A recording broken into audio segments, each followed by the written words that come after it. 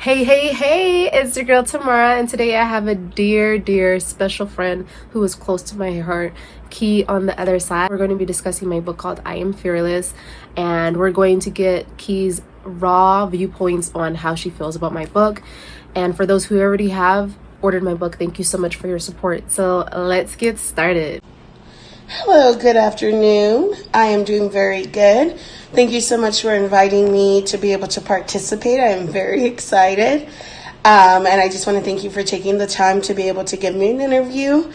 And I hope you are doing well as well. My first question for you today, Key, would be, what is your favorite passage from the book and why?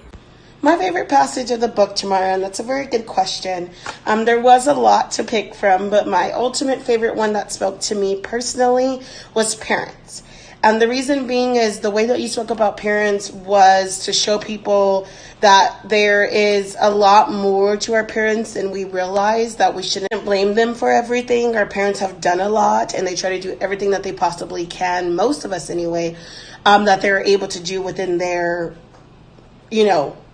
resources. And so sometimes they go above and beyond whether they can afford it or not. And so the way that you broke it down was just so great to show us that, yes, we honor our mother and our father, but at the same time as well, we also have to honor ourselves. We have to take responsibility for any mistakes that we might have created or anything that we have done and not just blame it on our childhood, and I'm so tired of hearing people do that because it's easy. It's easy to make those type of excuses, and it's really hard for people to try to combat you because we didn't all grow up the same. I definitely agree with that answer.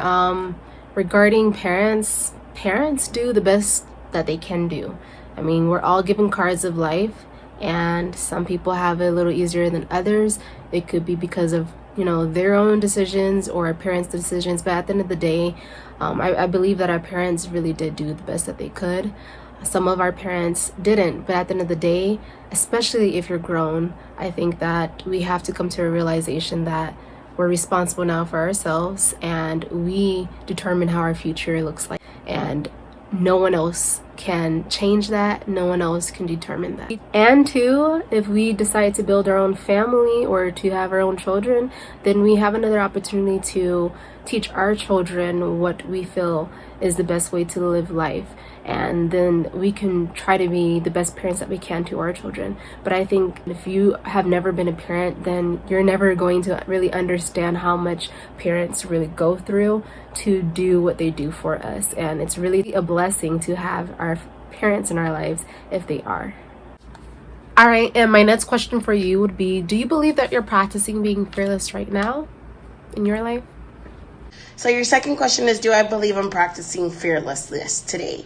The answer is no, to be honest. I am not. I feel in some ways that I'm caught up in the world's view of things, not wanting to speak up to your boss because you're afraid of getting fired, not wanting to say certain things to your family or friends because you're afraid of causing drama or rivalry. I wish I was more fearless, and I believe that your book helps us express that. If you're not, that's okay.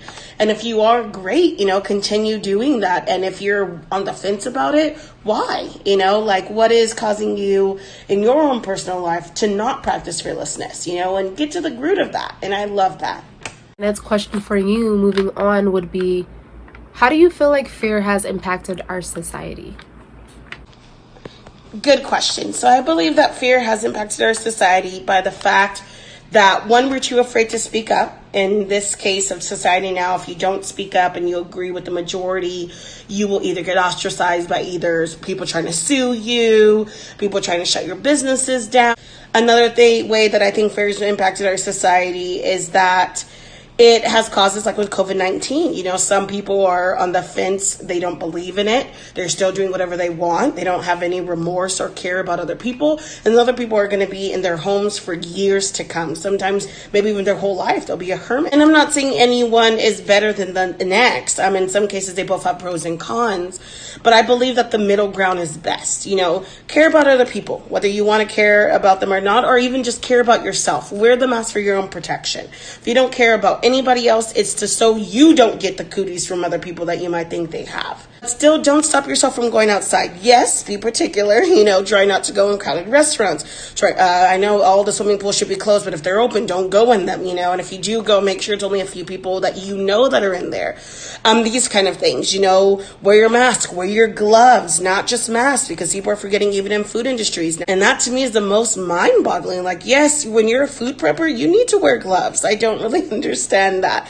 So I'm hoping that, slowly and slowly, even in fast food restaurants, I'm seeing a little change, but it needs to be bigger than that, because the biggest thing when COVID first came out was hand washing, and now I feel like people are so obsessed with this mask thing now that they don't care about the hands at all, which is no. But yes, in conclusion, to answer your question, that I feel that both grounds are best. Come together, meet in the middle, still live a little solidarity, but don't make it too solidarity, because you do need people. You do need to speak to people. It's the way that we live. We need to be able to express ourselves.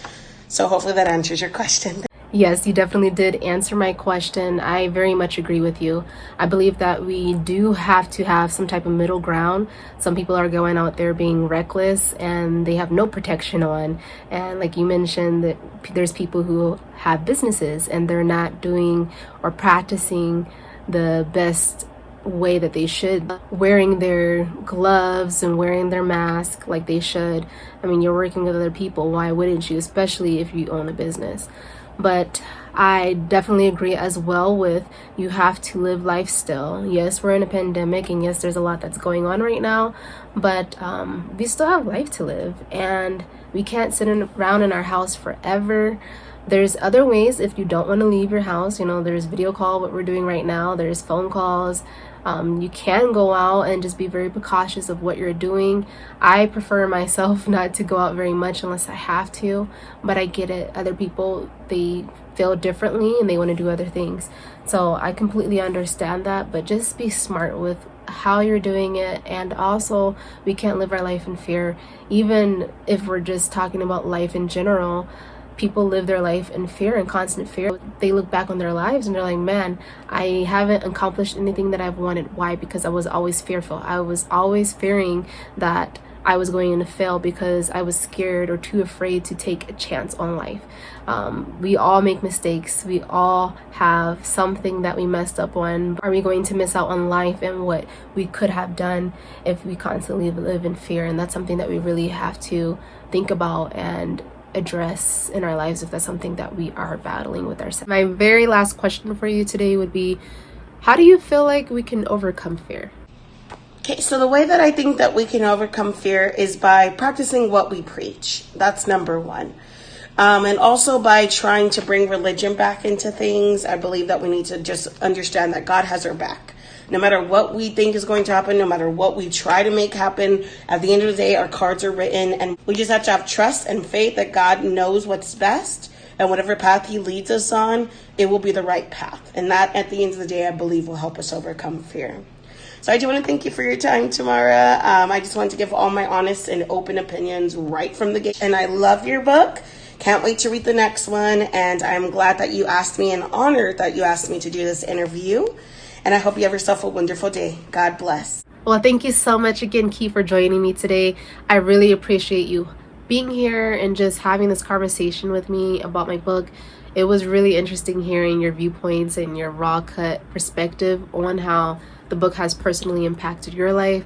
For those who have ordered the book, again, thank you so much for your support.